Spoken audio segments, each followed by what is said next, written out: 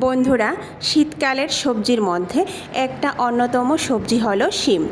আর এই শিম দিয়ে কিন্তু আমরা বিভিন্ন ধরনের রেসিপি তৈরি করে থাকি। আর সেই সব রেসিপিগুলির মধ্যে একটি অন্যতম রেসিপি হলো শিম বাটা।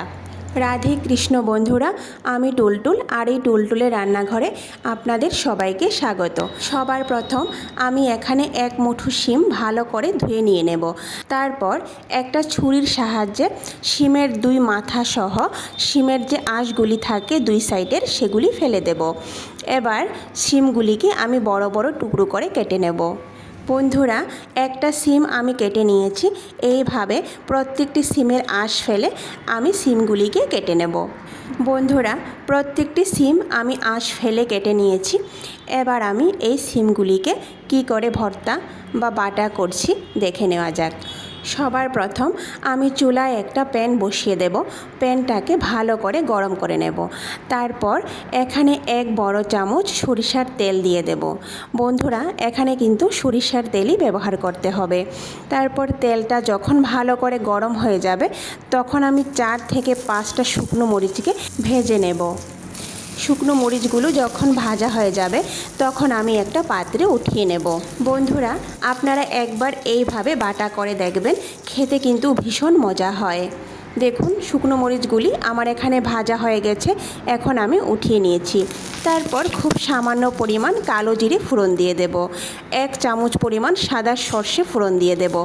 তারপর 3টে কাঁচামরিচ দিয়ে দেব। বন্ধুরা, সর্ষে কিন্তু তেলের মধ্যে ফোড়ন দিলে ছিটে চারিদিকে ছড়িয়ে যায়। সেই জন্য আমি কয়েক সেকেন্ডের জন্য ঢাকা দিয়ে রাখব।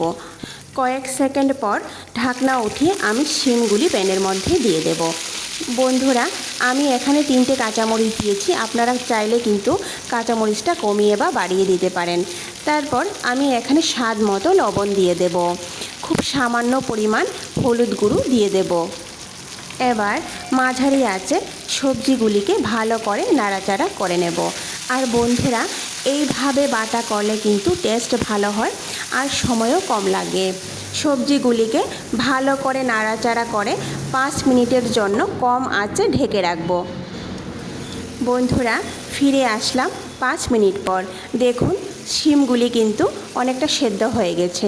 এবার মাঝারি আঁচে আবারও 5 মিনিট শিমগুলিকে নাড়াচাড়া করে ভেজে নেব। দেখুন, শিমগুলি যখন এভাবে ভাজা হয়ে যাবে তখন আমি চুলার আঁচ বন্ধ করে শিমগুলিকে একটু ঠান্ডা করে নেব। একটু ঠান্ডা হওয়ার পর একটি মিক্সি জারের মধ্যে নিয়ে নেব। নিয়ে ভালো করে পেস্ট করে নেব।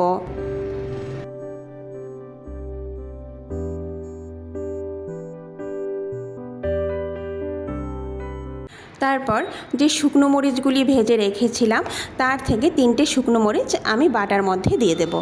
বন্ধুরা, শিম বাটা আমার এখানে তৈরি হয়ে গেছে। এখন গরম ভাতের সঙ্গে পরিবেশন করার পালা। এই বাটা থাকলে সঙ্গে আর কিছুই লাগবে না, এক বাটা দিয়ে ভাত খেয়ে নেওয়া যাবে।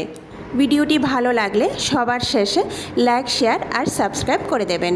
নমস্কার, আজকে এই পর্যন্তই। কথা হবে আবারও পরের ভিডিওতে।